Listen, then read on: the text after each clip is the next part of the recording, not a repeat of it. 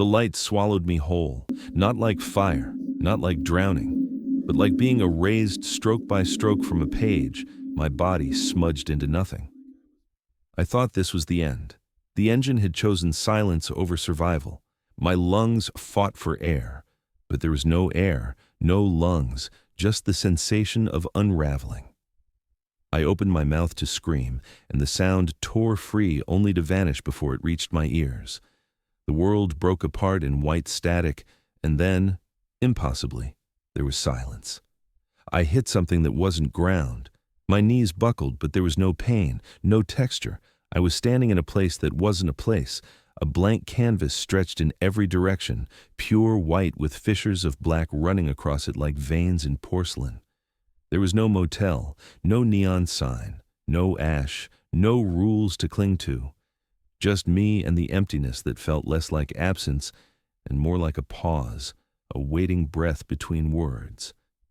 I turned in circles, heart pounding, but there was nowhere to go. The void didn't stretch. It didn't end. It just was. My skin tingled with the memory of the engine's cables dragging me forward. I pressed a hand to my chest, expecting to feel wounds, but found only faint impressions, as if wires had been sketched onto my body, pencil marks left behind before the ink. A draft of scars. Even my own breathing felt provisional, like each inhale was a test run the void hadn't yet approved. The thought made me nauseous. Maybe I wasn't real anymore. Maybe I never had been. Pixel. My voice broke the silence, a small, pathetic sound swallowed by the blankness. For a moment, nothing answered. Then the white began to shift, bending, as if gravity had chosen a different center. From the horizonless distance, a shape padded closer, black against the endless white. Relief hit me for a fraction of a second. Pixel, familiar, grounding. But then the shape came into focus and my stomach turned cold. It was Pixel, and it wasn't. His body still carried the outline of a cat, but his fur bled into shadow at the edges, smearing into cables that dragged behind him like tails. His legs bent wrong, stretching too long before curling back into paws. His eyes, those golden eyes I had once trusted, were no longer eyes at all. They were screens, flickering like old projectors, showing snippets of my past in grainy slow motion. Me walking into the motel. Me burning the double. Me staring into the mirror. Each blink of his pupils replayed another memory, each frame slower, more deliberate, as though the void itself was reviewing my life. I staggered back, bile rising in my throat. "What are you?" I whispered, though the answer was obvious. He wasn't my cat anymore. He was part of the engine, sent here as warden, recorder, judge. Pixel tilted his head, and the cables trailing from his body twitched, dragging across the void like roots searching for soil. His mouth opened, and what came out was not a meow. It was the sound of film, rewinding, harsh and brittle, spitting sparks into the silence. "Stored memories," the voice rasped, "are not deleted. They are waiting." The words cut through me. My knees weakened, and I dropped to the blank ground, hands shaking, waiting. All the failures, all the discarded versions. They weren't gone. They were stored somewhere in this unwritten place, biding their time until the void decided what to keep. My body trembled with the weight of it. How many Michaels were buried here? How many deaths had I survived only to end up in the same unfinished draft? The cracks in the void deepened, spreading outward like black lightning. I peered into one and saw movement beneath, as if something massive crawled under the surface, scratching to get out. The sound of tearing paper filled the air, echoing in no direction, and the ground shook beneath my knees. Pixel sat calmly, his eyes flickering faster now, cycling through my memories at impossible speed. Each frame stuttered, froze, rewound, then played again, as though even the void was unsure of the order of my life. I staggered to my feet, panic clawing my chest. "Is this it? Is this where it ends?" I shouted, my voice bouncing off nothing. The cracks widened, spilling ink-like darkness across the white. My shoes stuck to it, threads of shadow clinging to my soles as if trying to rewrite me into their texture. I kicked free, stumbling, but the black spread faster than I could move. The blank space was collapsing into something else, something older than the motel, older than the engine. Pixel rose, his head tilted back, and the screens of his eyes went black for a heartbeat before flaring with golden fire that lit the void in harsh lines. He was searching, scanning, recording. The cables trailing from his spine burrowed into the cracks, connecting to whatever lived beneath. He was feeding the void my data, my choices, my fear. My existence wasn't being erased, it was being processed. And then, faint at first but unmistakable, I heard it. A voice. My voice. Not pixels, not the engines, not the whispers of shadows. Mine. It echoed across the blank expanse, ragged, tired, certain. Michael. Just that. My name, spoken with a weight that pinned me where I stood. I spun, desperate to see the source, but there was nothing. Only the white and the black veins spreading wider, pulsing like a heartbeat beneath my feet. "Who's there?" I shouted, though part of me already knew. The voice came again, stronger this time, rising through the cracks, vibrating in my bones. "You already know. You've always known." Pixel's head snapped toward the sound, eyes blazing. The cables around him tightened, pulling taut as though bracing for what was about to surface. The void rippled, and for the first time, I realized something terrifying. This place was not empty. It was waiting to be written, and whatever spoke with my voice intended to be the author. Hook. In the far distance, beyond the shifting cracks, a dark hollow opened in the white, a space that pulsed with nothing, pure absence, unmarked by rules. My voice drifted from within, calm and cold. This is where the laws end. This is where we begin. The hollow ahead pulled at me, black against the endless white, like a wound in the fabric of nothing. My own voice echoed from within, dragging me forward even as my legs begged to stay. Each step felt unsteady, like walking across wet paint, leaving smears of myself behind. Pixel followed in silence, cables trailing, his golden eyes flickering with fragments of memories I had never lived. The air grew heavier, charged with anticipation, and when I finally crossed the edge of the hollow, the void changed. Shapes waited inside. At first they looked like shadows pressed against the blank canvas, but then the white peeled away and revealed faces. My face. Dozens of Michaels arranged in a circle like a council, their bodies in various states of ruin and survival. One wore the scorch marks of fire across his chest, another clutched at his throat as if still hanging from a rope. A third sat trembling, rocking back and forth with bloody hands. But not all were broken. Some stood tall, their eyes sharp, voices ready. Each of them stared at me with the same recognition. I was one of them, but I did not belong.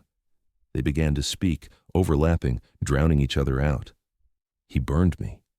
He abandoned us. He can't be trusted.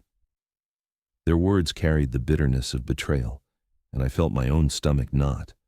It wasn't just accusation, it was hunger. Each version wanted something from me. They wanted what I had, whatever thread of continuity had carried me here while they were discarded. This wasn't a council. It was a tribunal. One Michael stepped forward, his posture rigid, his face intact. His eyes blazed with fury. "You think you're the one? You're not. You're just another draft. The engine will cut you down like it did us."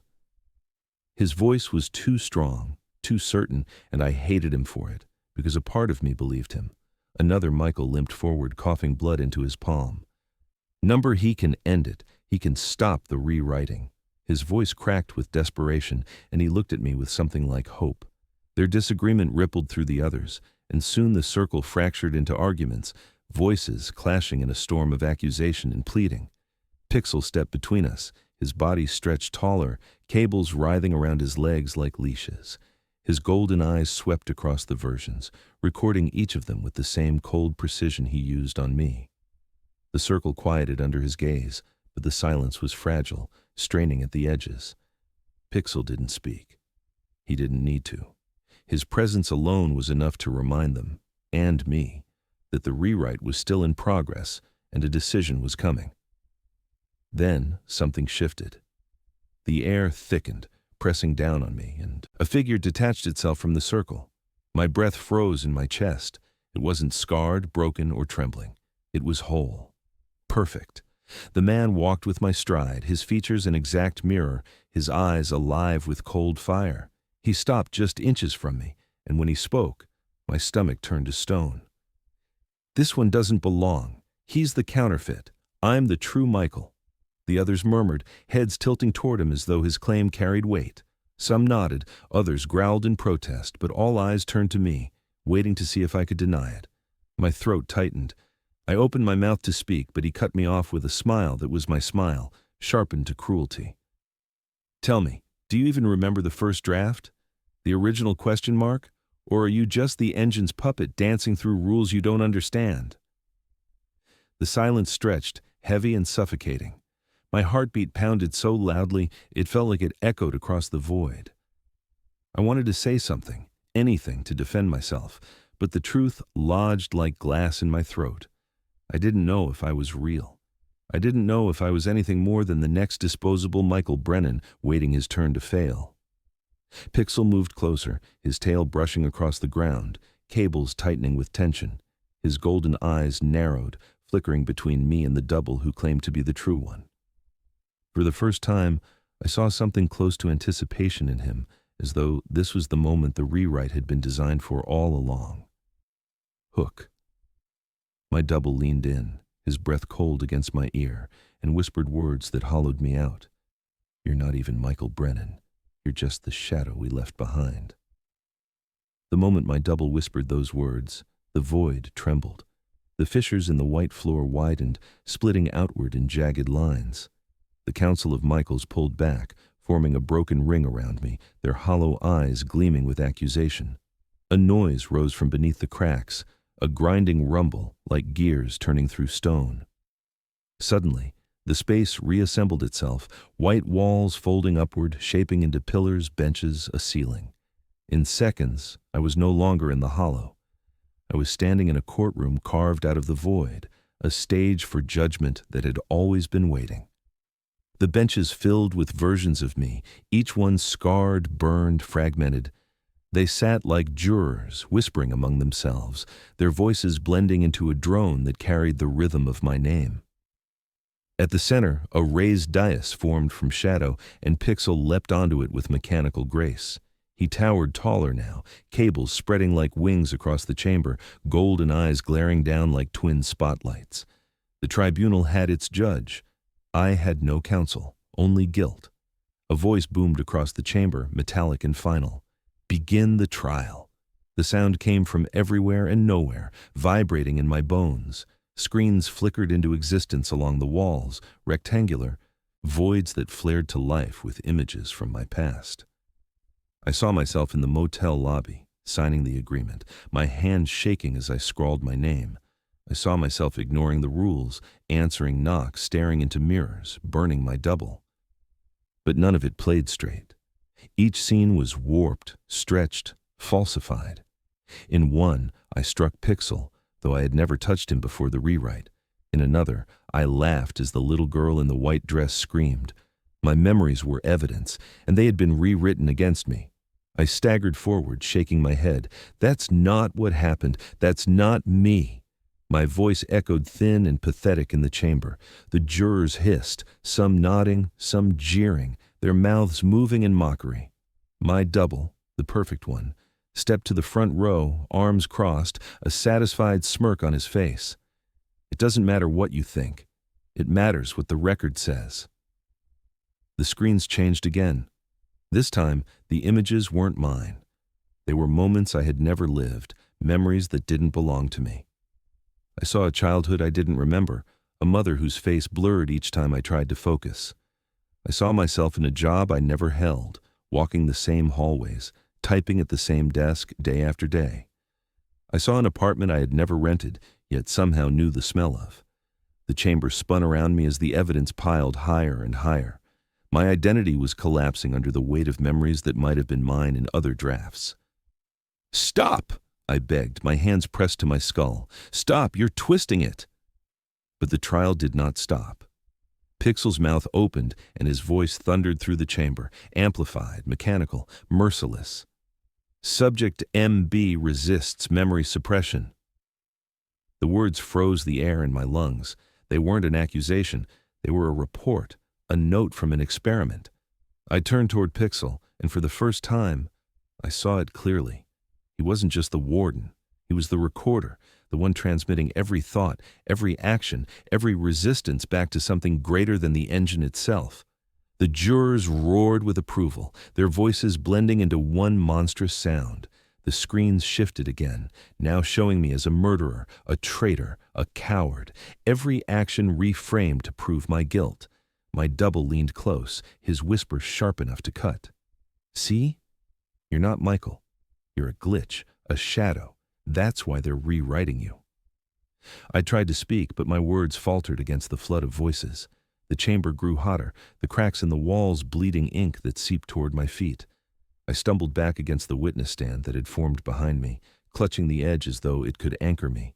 The weight of every version pressed in, demanding a verdict. My breathing turned ragged, my heart hammering so loudly it felt like the void itself was beating with me. Pixel's eyes dimmed, then flared again, and he spoke once more, this time in a tone that chilled me deeper than any accusation. "Proceed with sentence." The floor beneath me cracked open, revealing darkness boiling below. The shadows of erased Michaels clawed upward, their hands reaching for my legs. The tribunal wanted to drag me down, bury me with the failed drafts that had come before. My double stood over me, his face gleaming with triumph. The first hand closed around my ankle, and cold surged up my leg like liquid nitrogen. I kicked, but another seized my wrist and another clawed at my throat. My own faces stared up at me from the pit, hollow eyes shimmering with rage. Their mouths opened in unison, voicing accusations in 1,000 tones of my own voice. "You killed us. You failed us. You stole our place." Each word made my bones ache, each syllable pulling me further into their grasp. I screamed, thrashing, but the courtroom only roared louder, a stadium cheering for my annihilation. My double raised his hand like a conductor, orchestrating my descent. The screens along the walls flickered so violently they sprayed sparks into the chamber. And then, everything stuttered. The walls jittered, the benches warped, the jurors froze mid-chant. The scene glitched like broken film, stalling, shuddering. For a heartbeat, I could breathe again. The trial unraveled. The chamber peeled away in strips of light, folding back into the void.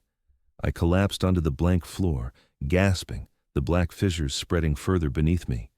The counsel, the jurors, even my perfect double dissolved into ash.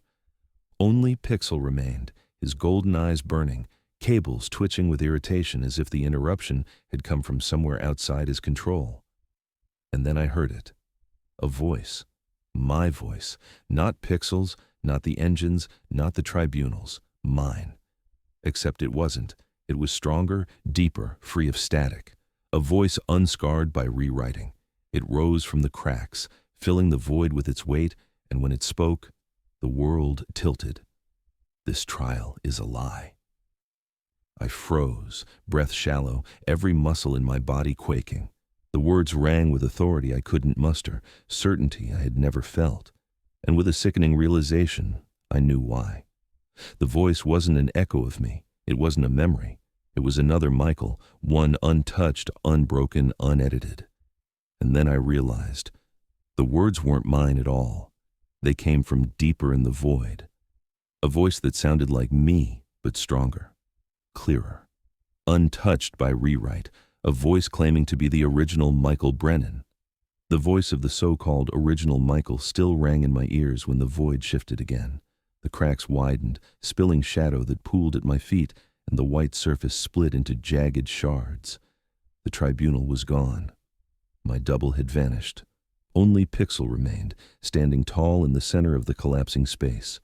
His golden eyes burned like lanterns in the fog, and the cables that had once trailed discreetly behind him now writhed openly, lashing across the ground like living serpents. He was no longer a cat, not even close.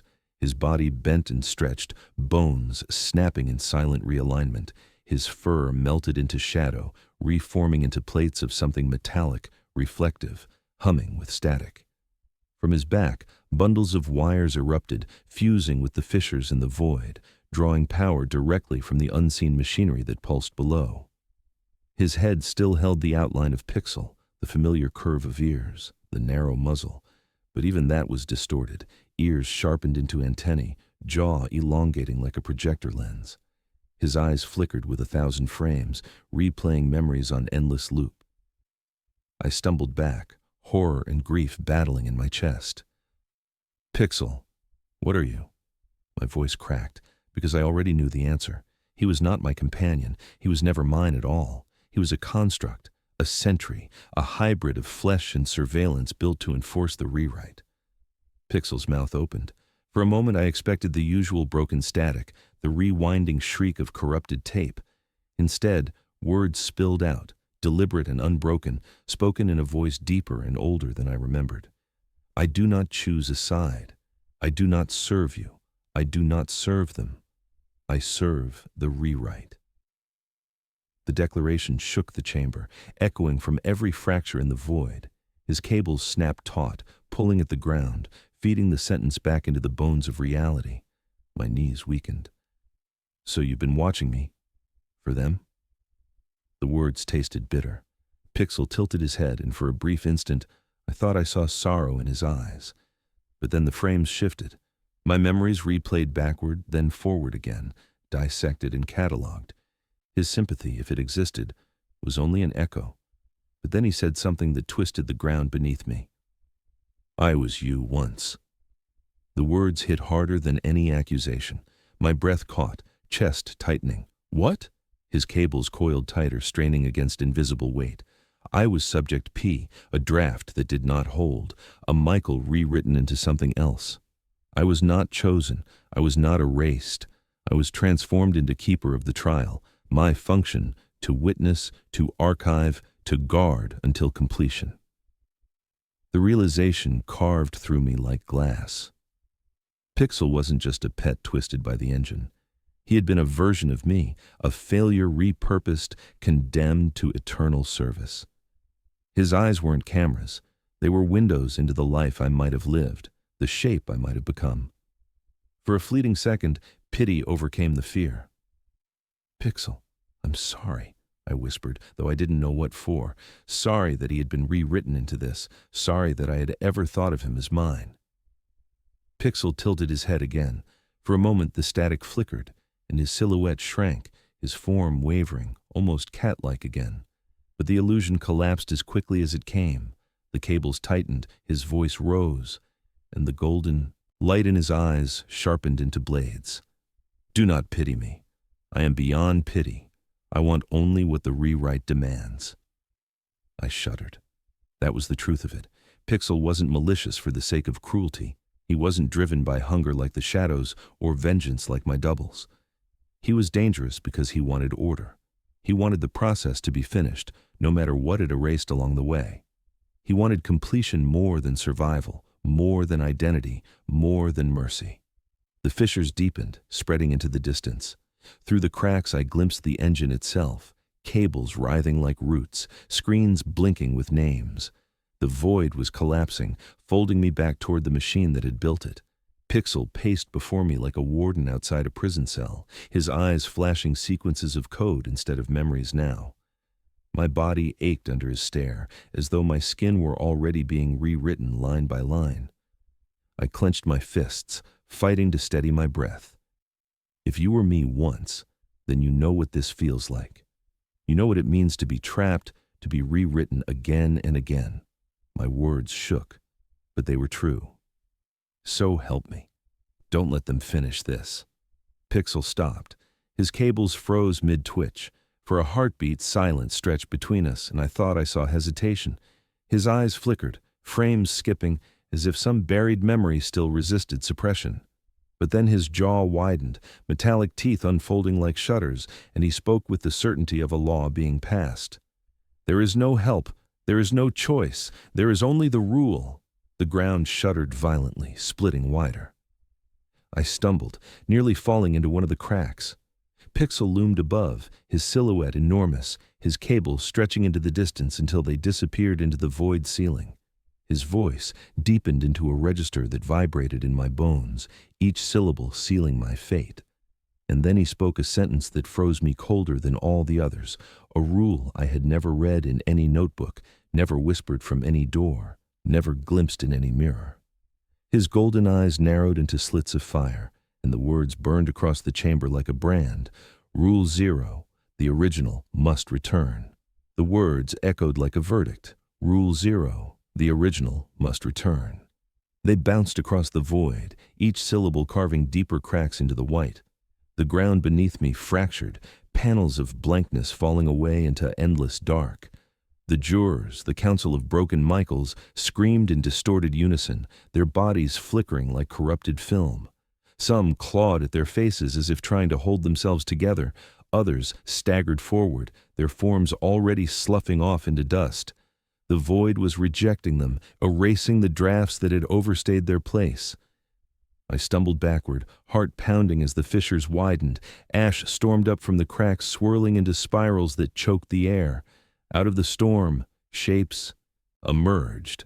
Half-formed Michaels dragging themselves upright, arms and torsos stitched together by shadow. They tried to scream, but their mouths only produced static. Their bodies folded into one another, merging like wet clay pressed by unseen hands. Each time two collided, they fused into something bigger, uglier, more wrong. I could only watch as a horde of fractured versions assembled itself into a single towering figure. The Amalgam. It rose like a nightmare, stitched from my discarded selves, arms jutting at impossible angles, faces overlapping into a mask of horror, torsos fused back to back so that it could never turn away. Each face was mine. Each mouth shrieked accusations I couldn't understand, layered atop one another until the sound was a hurricane of guilt. The thing lurched forward, every step cracking the ground wider. The void bent beneath its weight as if even reality didn't want to hold it. I ran. My feet slapped the shifting surface, slipping across crumbling fragments of white. Behind me, the Amalgam bellowed, its roar thick with hundreds of my voices colliding into one. Traitor, liar, draft. The words slammed against my skull, nearly knocking me off my feet. My lungs burned, but I couldn't stop. If it caught me, I knew it wouldn't just kill me, it would swallow me, add me to its mass, erase the last shred of separation between me and the discarded versions. The void convulsed as I sprinted. Entire slabs of white peeled off and fell into the abyss, leaving nothing but black stretches beneath. Each step felt like gambling with gravity, praying the ground would still exist under my foot. Ash whirled into the air, forming phantom arms that clawed at my shoulders, trying to pull me down. My thoughts blurred, memories bleeding together. I couldn't tell which screams belonged to me and which were echoes. Then the visions began. Every time I blinked, I saw a different life flash before me. Me holding a cigarette on a balcony, me lying dead in a bathtub, me laughing with a stranger whose face never focused. They came faster, one after another, until I no longer knew which version I was. The void wasn't just collapsing, it was collapsing me. Pixel's voice rang overhead, merciless and calm. Integration required. He stood perched above the chaos, his cables fused into the ceiling of the void, feeding the collapse. His golden eyes flickered with frame after frame of my faces, scanning, discarding, recording. He wasn't afraid of the Amalgam. He wanted it. He wanted me reduced to the last possible draft, stripped of all choice but completion. I screamed, but the sound was lost under the Amalgam's roar. It crashed its fused fists into the ground, sending tremors that split the void into islands. I fell to my knees on a fragment of white, drifting in the black. The abyss yawned below, its hunger palpable. The Amalgam leaned closer, its dozens of faces stretching forward, mouths wide. Become us. My head swam, panic blotting out reason. I crawled backward across the fragment, my fingers scraping the slick surface, and then, through the blur of ash and darkness, I saw it. A shape that didn't belong. A door. Not the motel's wooden door, not the numbered portals of nightmares past. This one was different, taller, darker, set into the air itself as though someone had drawn it onto the void. It bore no number, no sign, only a black frame pulsing with faint red light seeping from the cracks in its outline. The moment my eyes landed on it, the chaos dimmed. The amalgam shrieked louder, furious, but I knew why. The door wasn't part of the rewrite. It was something older, something hidden. My pulse hammered in my ears as I crawled toward it, every instinct screaming to move faster. The fragment beneath me tilted, threatening to dump me into the abyss, but I clawed forward anyway. The amalgam thundered after me, its arms stretching across the gap, fingers like roots clawing at the edges. "There is only one!" it bellowed, every mouth chanting the same decree. I reached the doorframe and pressed a trembling hand against it. The surface was cold, but not lifeless. It pulsed under my palm, as though a heartbeat inside. The faint red glow seeped through my skin, running up my arm, setting my veins on fire. I gasped, but didn't pull away. I couldn't. The door was calling me. Behind me, the amalgam closed in, shadows writhing, faces snarling. Pixel's voice thundered from above, laced with authority and hunger. "Rule 0 demands return." And yet the door opened anyway. The crack widened, spilling red light into the void, cutting through the ash and shadow. Heat washed over me, sharp and iron-scented, like blood fresh from a wound. My breath caught in my throat as the amalgam recoiled, shrieking in terror for the first time. Even Pixel's cables twitched violently, sparking as if they could not touch this place. I fell forward onto my hands and knees, my face inches from the threshold. The red light poured over me, burning away the whispers, silencing the echoes. My pulse steadied, but only because the fear had shifted into something deeper, more primal. From the other side of the door, a voice waited. Deep, calm, steady. My voice, but not mine. Older, certain.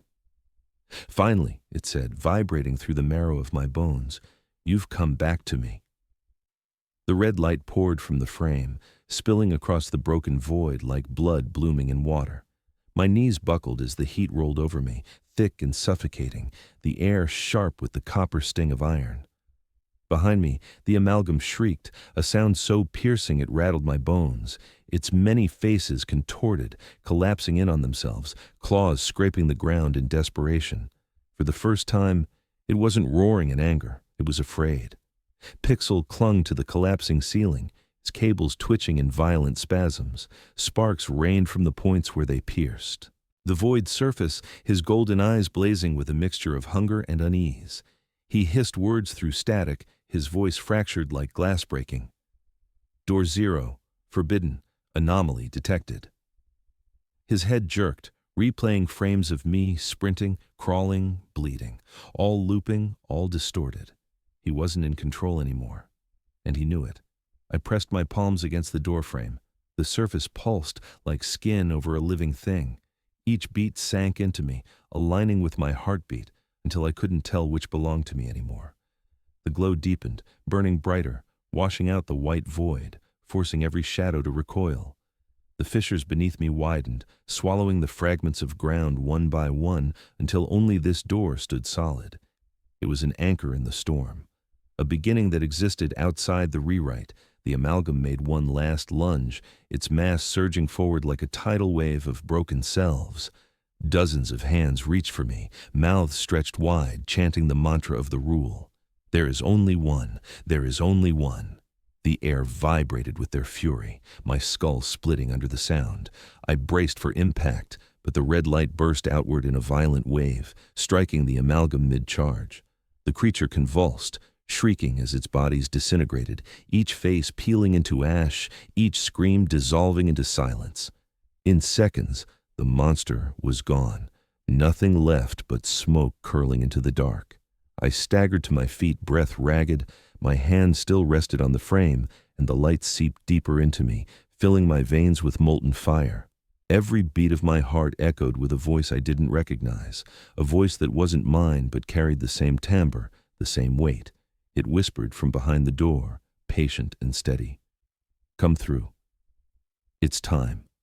Pixel dropped from the ceiling, landing in front of me with the grace of something no longer bound by flesh. His body warped again, cables snaking outward, forming a barrier between me and the threshold. His golden eyes narrowed, screens flickering through countless frames of my past, present, and possible futures. "Subject MB," he growled, his voice now layered with static and thunder. "Rule 0 demands return. Door 0 leads to contamination. You must not enter." I stared at him, my hand burning against the pulsing frame. "Then why does it call for me?" Pixel's tail lashed, cracking the ground. His cables tightened like nooses. For a flicker of a second, his body glitched, shifting smaller, softer, almost like the cat I once knew. I thought I saw him hesitate, thought I saw something break behind those endless eyes. But then the golden fire surged back, and his voice roared with inhuman certainty. "Because you are incomplete, because you are not Michael Brennan, because what waits beyond will erase you." The words cut deeper than claws. My chest tightened, my breath shaking. If I stepped through, would I die?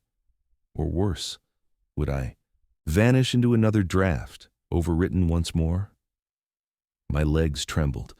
The void shook around me, threatening to collapse entirely. Pixel's cables whipped against the ground, forming a cage around me, glowing with red sparks as they resisted the door's pull. And then the voice came again, from beyond the frame. Stronger this time, louder, my voice but older, deeper, steady as stone.